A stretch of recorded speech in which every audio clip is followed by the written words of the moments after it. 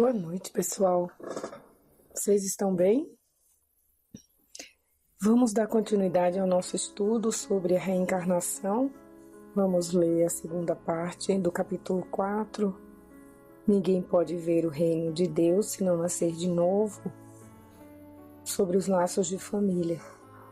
E vamos dar início ao nosso estudo com a nossa prece, rogando a Deus e a Jesus que nos facilite o entendimento, que ao estudar a reencarnação, tenhamos o foco no presente, que não estacionemos em impressões de vidas passadas.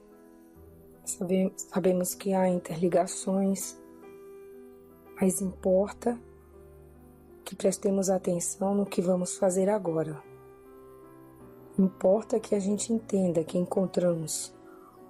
nós encontramos os obstáculos no mundo exterior com os quais precisamos trabalhar para vencer as limitações interiores. Temos que ter o foco que não tem nenhum erro irreparável, mas cabe-nos zelar para não incidir no mesmo erro. Vamos rememorar Pedro, quando nos diz: o amor cobre a multidão de pecados, porque aí a gente vai praticar o auto perdão, o auto amor, e aí teremos condições de perdoar o próximo. O quanto isso é importante para esse dia a dia, para esse foco na vida presente, utilizar o conhecimento das interligações para melhorarmos a experiência atual. Pai nosso que estais nos céus, santificado seja o vosso nome, venha a nós o vosso reino, seja feita a vossa vontade, assim na terra como no céu. O pão nosso de cada dia nos dai hoje. Perdoe as nossas dívidas, assim como perdoamos os nossos devedores. E não nos deixeis cair em tentação, mas livra-nos de todo o mal. Que assim seja. Então vamos, os laços de família são fortalecidos pela reencarnação e rompidos pela unicidade da existência. Os laços de família não são destruídos pela reencarnação, tal como pensam algumas pessoas. Ao contrário, são fortalecidos e entrelaçados. O princípio oposto, sim, é que os destrói. Os espíritos formam no espaço grupos ou famílias, unidos pela afeição, simpatia e semelhança de tendências. Esses espíritos, felizes por estarem juntos, procuram-se. A encarnação apenas os separa momentaneamente, pois após sua volta à erraticidade, reencontram-se como amigos que retornam de uma viagem.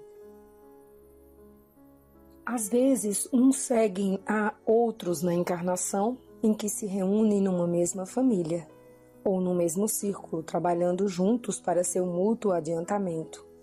Se uns estão encarnados e outros não, nem por isso deixam de estar unidos pelo pensamento.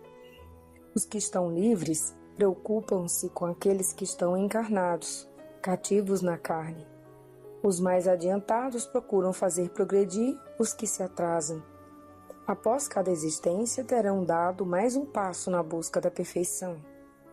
Cada vez menos ligados à matéria, seu afeto é mais vivo, por isso mesmo, mais puro, e não é mais perturbado pelo egoísmo, nem pelo arrastamento das paixões.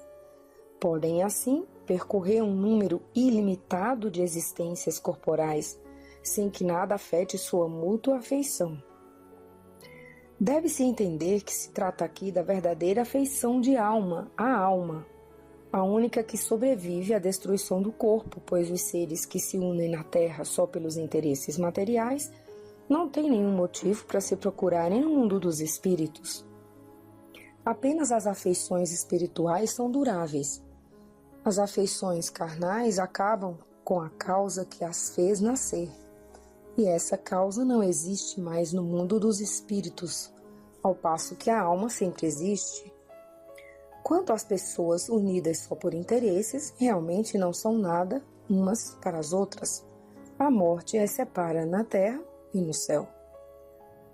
A união e a afeição que existe entre parentes são sinais da simpatia anterior que os aproximou. Por isso disse, ao falar de uma pessoa cujo caráter, gostos, inclinações não tem nenhuma semelhança com os de seus parentes, que ela não é da família.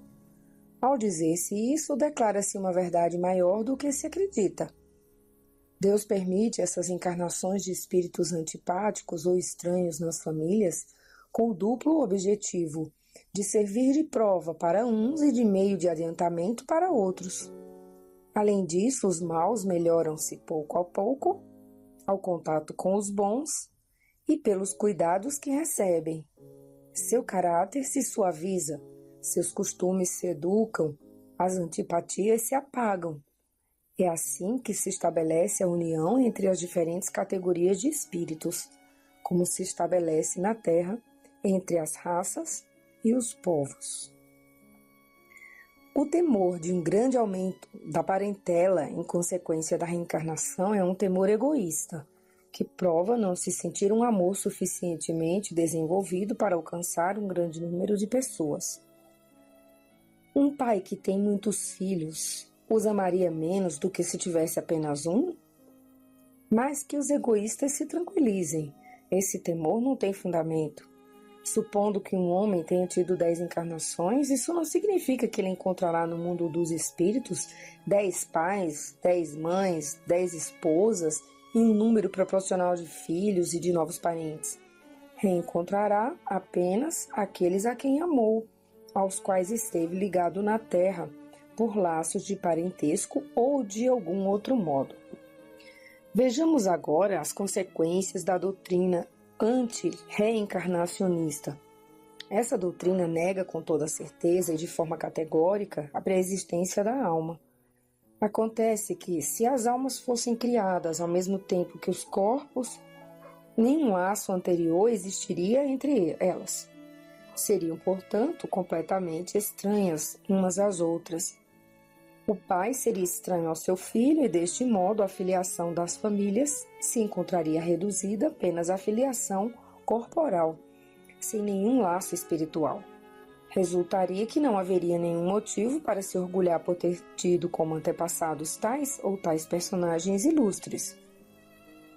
Com a reencarnação, ascendentes e descendentes poderão já ter se conhecido, ter vivido juntos, se amado e poderão se reencontrar noutras reencarnações para estreitar seus laços de simpatia. Isso tudo em relação ao passado. Quanto ao futuro, de acordo com um dos dogmas fundamentais que resultam da não reencarnação, a sorte das almas estaria irrevogavelmente fixada após uma única existência. A fixação definitiva da sorte da alma resultaria na interrupção de todo o progresso, pois, desde que se considera que há progresso, já não há mais sorte definida, marcada. Conforme tenham vivido, bem ou mal, elas vão imediatamente para a morada dos bem-aventurados ou para o inferno eterno. Assim, elas são imediatamente separadas para sempre e sem esperança de algum dia se aproximarem, de tal modo que pais, mães, filhos, maridos e esposas, irmãos, irmãs, amigos, nunca terão a certeza de se reverem. Significa a mais completa quebra dos laços de família. Com a reencarnação e o progresso, que é a sua consequência, todos os que se amaram se reencontram na terra e no espaço e progridem juntos para chegar até Deus. Se falharem no caminho, retardarão seu adiantamento e sua felicidade, mas nem por isso suas esperanças estarão perdidas. Ajudados, encorajados e amparados por aqueles que os amam, um dia sairão do lamaçal em que se afundaram. Enfim, com a reencarnação, há eterna solidariedade, entre os encarnados e os desencarnados, do que resulta o estreitamento dos laços de amor. Em resumo, são apresentadas 4 alternativas para o homem sobre seu futuro de além-túmulo. O nada, conforme afirma a doutrina materialista, ser integrado ao todo universal, conforme afirma a doutrina panteísta, a individualidade da alma, com a fixação definitiva do destino, de acordo com a doutrina da Igreja, a individualidade da alma, com progresso ao infinito, conforme a doutrina espírita. De acordo com as 2 primeiras, os laços de família são rompidos após a morte e não há nenhuma esperança de reencontro. Com a terceira, a chance de se rever, contanto que se esteja no mesmo lugar, que pode ser o inferno ou o paraíso. Com a pluralidade das existências, que é inseparável da progressão contínua, existe a certeza de que as relações entre aqueles que se amaram não se interrompem, e é isso o que constitui a verdadeira família. Vamos às instruções dos espíritos. Limites da encarnação. Essa é uma instrução de São Luís, Paris, 1859. Quais são os limites da encarnação? A encarnação não tem limites precisamente traçados, se nos referirmos ao envoltório material que constitui o corpo do espírito. A materialidade desse envoltório diminui à medida que o espírito se purifica. Em mundos mais avançados do que a Terra, ele já é menos denso, menos pesado e menos grosseiro, e, por conseguinte, menos sujeito aos infortúnios da vida. Num grau mais elevado, é transparente e quase fluídico. De grau em grau, ele se desmaterializa e acaba por se confundir com o perispírito. Dependendo do mundo no qual o espírito é chamado a viver, toma um corpo apropriado à natureza desse mundo. O próprio perispírito sofre transformações sucessivas, torna-se cada vez mais fluídico até a completa purificação que constitui a natureza dos espíritos puros. Embora os mundos especiais sejam destinados aos espíritos mais avançados, eles não estão ali prisioneiros, como nos mundos inferiores. O estado de pureza em que se encontram lhes permite transportarem-se por todas as partes onde realizam as missões que lhes são confiadas. Considerando-se a encarnação do ponto de vista material, tal qual é na Terra, pode-se dizer que ela está limitada aos mundos inferiores. Portanto, depende do próprio espírito libertar-se mais ou menos rapidamente da encarnação, trabalhando por sua purificação.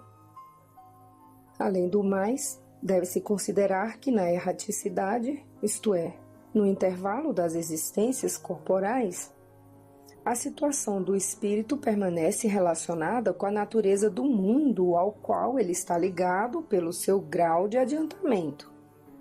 Deste modo, na erraticidade, ele é mais ou menos feliz, livre e esclarecido, conforme esteja mais ou menos desmaterializado. A outra instrução, necessidade da encarnação. Também de São Luís, Paris, 1859. Será a encarnação uma punição e somente os espíritos culpados estão sujeitos a ela? A passagem dos espíritos pela vida corporal é necessária para que possam cumprir por meio de ações materiais os planos cuja execução Deus lhes confiou. Isto é necessário para eles mesmos, pois a atividade que estão obrigados a desempenhar ajuda o desenvolvimento da sua inteligência. Deus, sendo soberanamente justo, considera igualmente todos os seus filhos. É por isso que Ele dá a todos o mesmo ponto de partida, a mesma capacidade, as mesmas obrigações a cumprir e a mesma liberdade de ação. Qualquer privilégio seria uma preferência, qualquer preferência, uma injustiça. Mas a encarnação é para todos os espíritos apenas um estado transitório. É uma tarefa que Deus lhes impôs no início de suas vidas, como primeira prova do uso que farão de seu livre-arbítrio. Aqueles que cumprem essa tarefa com zelo vencem mais rapidamente e de maneira menos aflitiva esses primeiros degraus da iniciação e colhem mais cedo os frutos de seu trabalho. Aqueles que, ao contrário, fazem mau uso da liberdade que Deus lhes concede, retardam seu adiantamento, e é assim que, pela sua teimosia, podem prolongar indefinidamente a necessidade de reencarnar. E é quando, então, ela se torna um castigo. Observação. Uma comparação simples ajudará a entender melhor as duas possibilidades. O estudante apenas chega aos graus superiores da ciência após ter percorrido as séries que conduzem até lá. Essas séries, qualquer que seja o trabalho que exijam, são um meio de chegar ao objetivo e não uma punição. O estudante esforçado encurta a caminhada e nela encontra menos dificuldades, contrariamente àquele cujo desleixo e preguiça obrigam a repetir algumas séries. Não é o trabalho da repetição que constitui uma punição, mas a obrigação de ter de fazer tudo outra vez. E essa comparação é muito boa. Assim tem sido com o homem na Terra. Para o espírito do selvagem, que está quase no início da vida espiritual, a encarnação é um meio de desenvolver a sua inteligência. Porém, para o homem esclarecido, no qual o sentido moral está mais desenvolvido e que é obrigado a repetir as etapas de uma vida corporal cheia de angústias, quando já poderia ter alcançado o objetivo, torna-se um castigo, pela necessidade de prolongar sua permanência nos mundos inferiores e infelizes. Ao contrário, aquele que trabalha ativamente para o seu progresso moral pode não somente encurtar a duração da encarnação material, mas vencer de uma só vez os graus intermediários que o separam dos mundos superiores. Pergunta-se: os espíritos não poderiam encarnar uma única vez no mesmo globo e cumprir outras existências em outros mundos diferentes? Essa situação só poderia ser admitida se todos os homens encarnados na Terra fossem exatamente do mesmo padrão intelectual e moral. As diferenças que existem entre eles, desde o selvagem até o homem civilizado, mostram quais os degraus que têm de subir, e a encarnação tem de ter um objetivo útil. Então, qual seria a finalidade das encarnações de curta duração, das crianças que morrem pequeninas? Sofreriam sem proveito para si mesmas, nem para os outros. Mas Deus, cujas leis são soberanamente sábias, não faz nada de inútil. Pela reencarnação no mesmo globo, quis que os mesmos espíritos se reencontrassem e pudessem ter oportunidade de reparar os erros que cometeram entre si. Tendo em conta suas relações anteriores, Deus quis estabelecer e fixar os laços de família sobre uma base espiritual e sobre uma lei natural, apoiar os princípios de solidariedade, de fraternidade e de igualdade.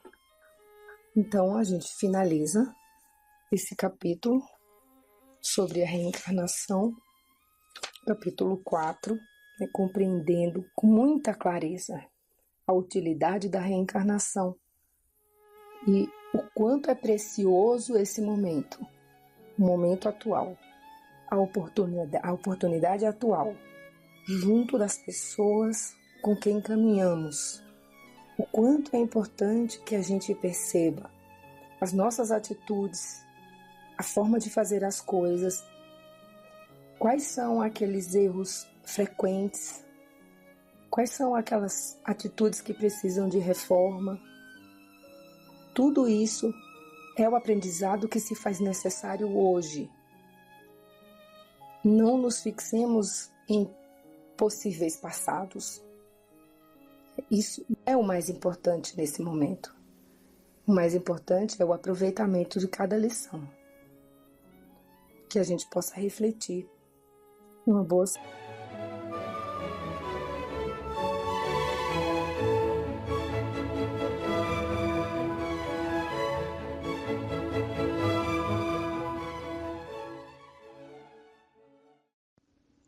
Boa noite a todos.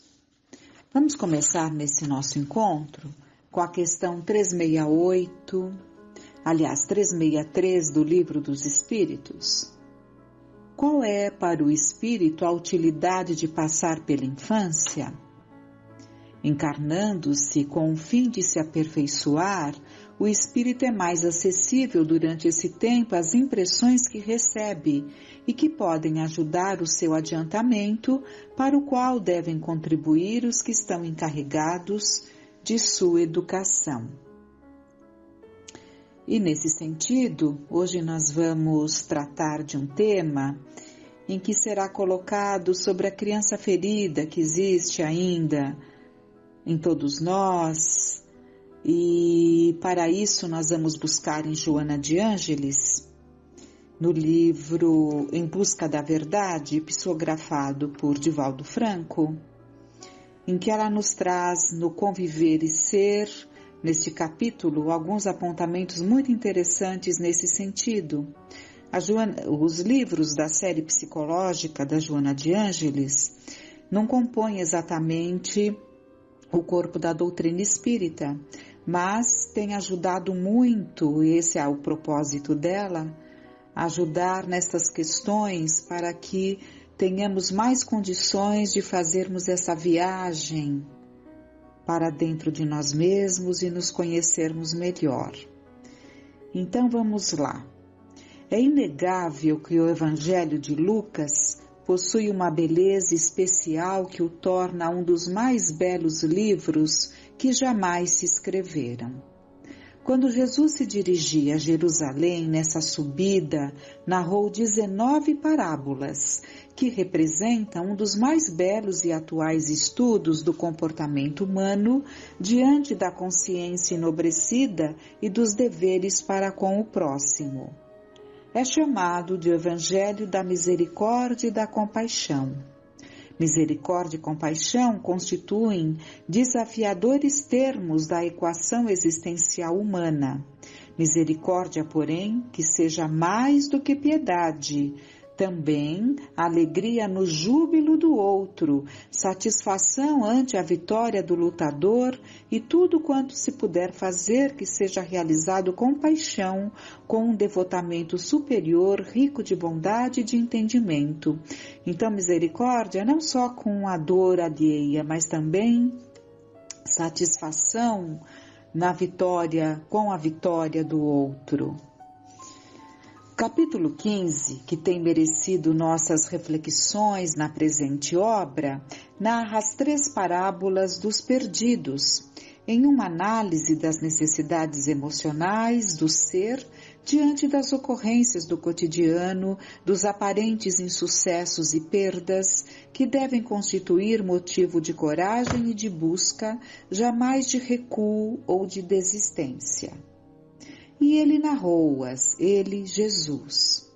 Narrou-as porque, acossado pela hipocrisia farisaica dos seus ferrenhos inimigos que o acusavam de conviver com os miseráveis, meretrizes, ébrios, poviléu, doentes e excluídos, não teve outra alternativa senão tentar despertar as suas consciências ignóbeis adormecidas para o bem e para a solidariedade. Caluniado de beberrão e comilão porque se alimentava com os infelizes, jamais se justificou, isso porque não tinha sombra, era luminoso. É claro, né? Jesus, evidentemente, era luminoso. Entretanto, fazia-se mister legar-lhes o tesouro terapêutico da misericórdia, a fim de que entendessem que também eram esfaimados de luz e de amor, debatendo-se nos conflitos hediondos em que se refugiavam, e não percebiam, apontando a outros e criticando a Jesus, que buscava aqueles que eles consideravam como seres à parte. Preferiam entender que ele é a luz do mundo e a semelhança do sol que oscula e corola da flor sem perfumar-se, assim como o pântano apodrecido sem macular-se, pairava acima das humanas misérias, erguendo os tombados e evitando que descessem a abismos mais profundos aqueles que se lhes encontravam à borda. Preocupavam-se os seus infelizes acusadores em manter os hábitos e a tradição sempre exteriores, com o mundo íntimo em trevas, comprazendo-se em vigiar os outros, descarregar as culpas e mesquinhezes naqueles que invejavam, porque não eram capazes de se assemelhar ou pelo menos de aproximar-se-lhes moralmente. Captando-lhes os pensamentos hostis e despeitados, ouvindo-lhes as acusações, o homem integral, Jesus, não é? Compadecendo-se da sua incúria, expôs a sua tese através de interrogações sábias e respostas adequadas. Qual de vós é o homem que, possuindo 100 ovelhas e tendo perdido uma delas, não deixa as 99 no deserto e não vai em busca da que se havia perdido até achá-la? Quando a tiver achado, põe-na cheio de júbilo sobre os seus ombros e, chegando a casa, reúne os seus amigos e vizinhos e diz-lhes: regozijai-vos, haverá maior júbilo no céu por um pecador que se arrepende do que por 99 justos que não necessitam de arrependimento. E prosseguiu intimorato, que é destemido, né? Intemerato, qual a mulher que tendo 10 dracmas e perdendo uma, não acende a candeia, não varre a casa e não a procura diligentemente até achá-la? Quando a tiver achado, reúne as suas amigas e vizinhas, dizendo: regozijai-vos comigo, porque achei a dracma que eu tinha perdido. Assim digo-vos, há júbilo na presença dos anjos de Deus por um pecador que se arrepende. Continuando então, a saúde, a paz de espírito, o equilíbrio emocional e psicológico, a harmonia doméstica, a confiança, a alegria de viver podem ser considerados ovelhas e dracmas valiosas que todos estimam e lutam por preservar. As ovelhas que davam o alimento, né, e as vestimentas aos camponeses, e a dracma, que é uma moeda, né? Então lutam e estimam por preservar. Nada obstante, as circunstâncias do trânsito carnal, não poucas vezes, criam situações difíceis e perdem-se alguns desses valores, ou pelo menos um deles, essencial à vitória e ao bem-estar. É sábio quem, não considerando os outros tesouros, empenha-se por buscar o que foi perdido, lutando com tenacidade até encontrá-lo, e ao tê-lo novamente, quanto júbilo que o invade. E rompe-lhe a satisfação imensa, o desejo de anunciar a todos, amigos, vizinhos e conhecidos, a alegria de que se encontra tomado pela recuperação do que havia perdido e voltou a fazer parte da sua existência. Todos os indivíduos conduzem, no inconsciente individual, a sua criança ferida, magoada, que lhe dificulta a marcha de segurança na busca da paz interior, na saúde e da vitória sobre as dificuldades. Essa criança ferida é o ser humano perdido no deserto, ou na casa que necessita ser varrida a fim de retirar as camadas de ressentimentos que impedem a claridade da razão, do discernimento. Mediante a reflexão e a psicoterapia equilibrada, a criança ferida libera o adulto encarcerado que não se pode desenvolver e ocorre uma integração entre a sombra e o ego, que é esse lado nosso mal, perverso, e sempre que há a predominância da sombra, né, há ali a manifestação do nosso ego mais forte. Então, haverá então, com a psicoterapia equilibrada, a integração entre a sombra e o ego, proporcionando alegrias inenarráveis ao self, que aspira à perfeita junção das duas fissuras da psique. Essas fissuras são resultantes desses conflitos entre o self e o ego, entre o nosso lado de que aspiramos o bem, que é o espírito na sua essência, e este lado ainda que trazemos e que devemos encará-lo com naturalidade e trabalhar para que haja essa integração desses eus, né? Essa é a proposta, então, para que haja uma perfeita junção das duas fissuras da psique. A sociedade é constituída em todos os tempos por pessoas como aquelas às quais Jesus deu prioridade, comendo e bebendo com elas, isto é, sentando-se à mesa da fraternidade, alimentando-se sem alarde e sem preocupações exteriores das observâncias israelitas, demonstrando sua preocupação maior com o interior, com a psique, do que com o exterior. O ego, a aparência dissimuladora. O número de transtornados psicologicamente é muito grande em face da preservação da criança ferida em cada um, dos complexos narcisistas e de inferioridade, do egoísmo e da presunção que impedem o indivíduo de autorrealizar-se. Sempre está observando o que não tem, o que ainda não conseguiu, deixando-se afligir pela imaginação atormentada fora da realidade objetiva, perdendo-se. O encontro, que a partir do momento em que nos deixamos perder, que nos perdemos de nós mesmos, é preciso que haja um encontro. O encontro somente será factível quando se resolver por autopenetrar-se, por buscar identificar a raiz do drama conflitivo e encorajar-se a lutar em favor da libertação, regozijando-se com cada encontro, cada realização dignificante. Quem teme o avanço e somente observa a estrada, permanece impossibilitado de conquistar espaços e alcançar o cume da montanha dos problemas desafiadores.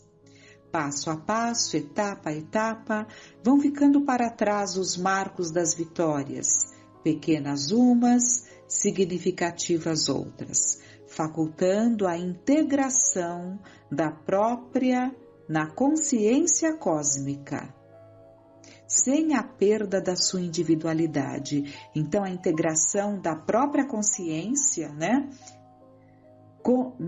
na consciência cósmica, mas jamais, isso nessa caminhada, né, vislumbrando lá muito adiante, mas jamais sem a perda da individualidade, porque jamais perderemos a nossa individualidade.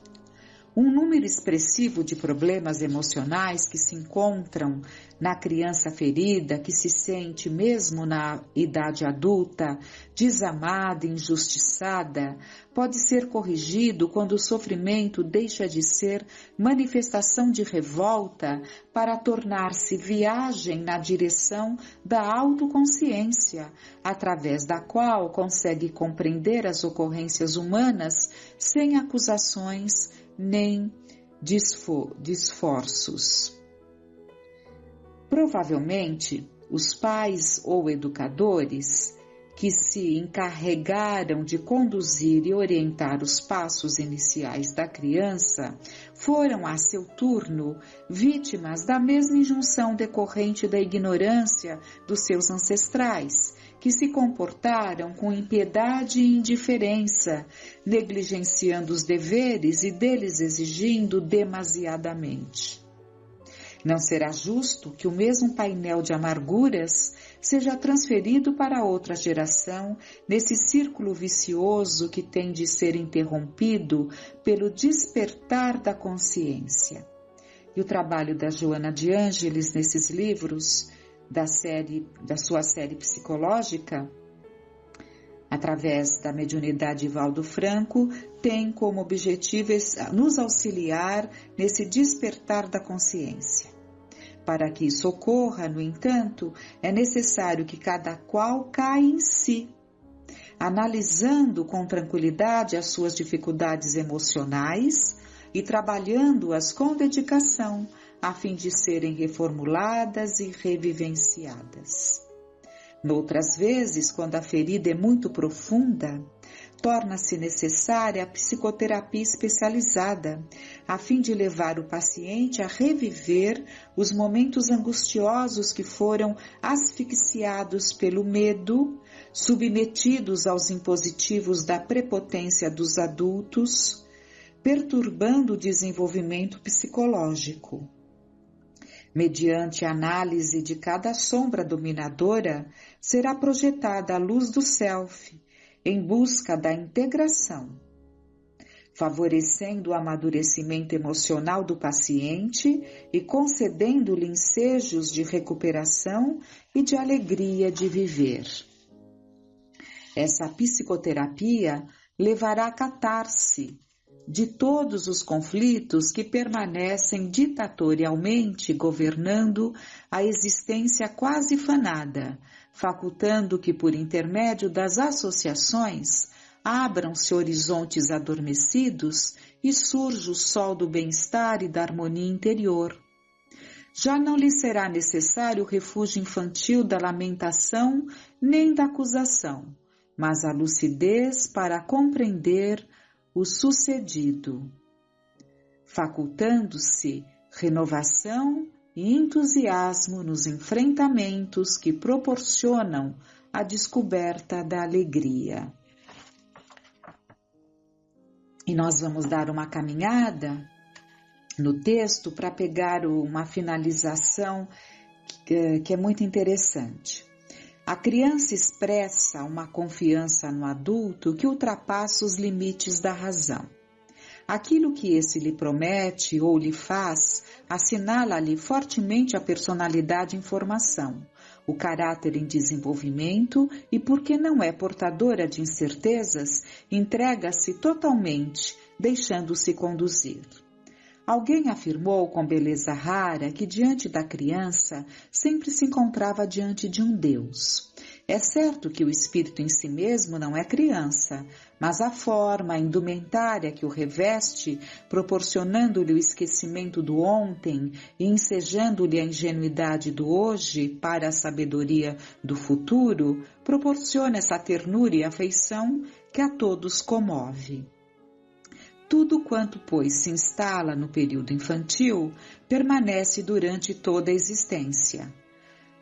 Quando, de um dos muitos terremotos que abalam periodicamente a Turquia, houve o desabamento de uma escola infantil onde se encontravam dezenas de crianças, todas as providências foram tomadas no sentido de ainda resgatá-las com vida. Após dias de trabalho exaustivo, os especialistas chegaram à conclusão de que, em face do tempo transcorrido, mesmo que se chegasse até elas, seria tarde demasiado porque todas estariam inevitavelmente mortas. Um pai, no entanto, escavando, pedindo ajuda, informando que tinha certeza de que seu filho e outros haviam resistido e se encontravam com vida. Já não havia a mesma esperança e os trabalhadores vencidos pelo cansaço começaram a desistir, menos o pai. Por fim, Após esforços hercúleos, abaixo do desmoronamento havia uma brecha, e logo se pôde perceber que algumas crianças estavam sob vigas que se sustentaram umas sobre as outras, permitindo-lhes espaço para respirar e viver. O genitor aflito chamou pelo filhinho, que lhe respondeu: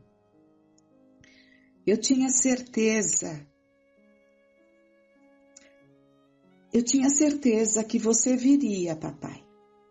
A seguir, estimulou todas as crianças a serem retiradas, ficando em último lugar, porque sabia que o seu pai não desistiria enquanto ele não fosse libertado. O pai tinha o hábito de dizer-lhe que confiasse sempre no seu amor e nunca temesse qualquer dificuldade, porque ele estaria onde quer que fosse para o proteger e amparar. Essa confiança a criança transferiu aos amiguinhos, conseguindo sobreviver pela certeza, sem qualquer sombra de dúvida, de que o pai os salvaria. Os salvaria. No sentido inverso, quando a criança é estigmatizada, punida, justa ou injustamente, embora nunca seja crível uma punição infantil denominada justa, ela absorve as informações e castigos, passando a não acreditar em seus valores, não experimentando estímulo para avançar, crescer e prosseguir, porque mortalmente ferida, carrega a marca, tornando-se rebelde, cruel, cínica, destituída de sentimentos bons, que estão asfixiados sob o lixo da perversidade dos pais ou dos adultos que a insultaram, menosprezaram, condenaram-na. O ser é, portanto, a grande proposta da psicologia no sentido profundo ainda do vir a ser, conscientizando-se das incomparáveis possibilidades que se lhe encontram adormecidas e que devem ser despertadas pelo amor, pela educação, pela convivência social, a fim de que atinja a individuação. Com essas reflexões, vamos então finalizar. Tenhamos uma noite de paz.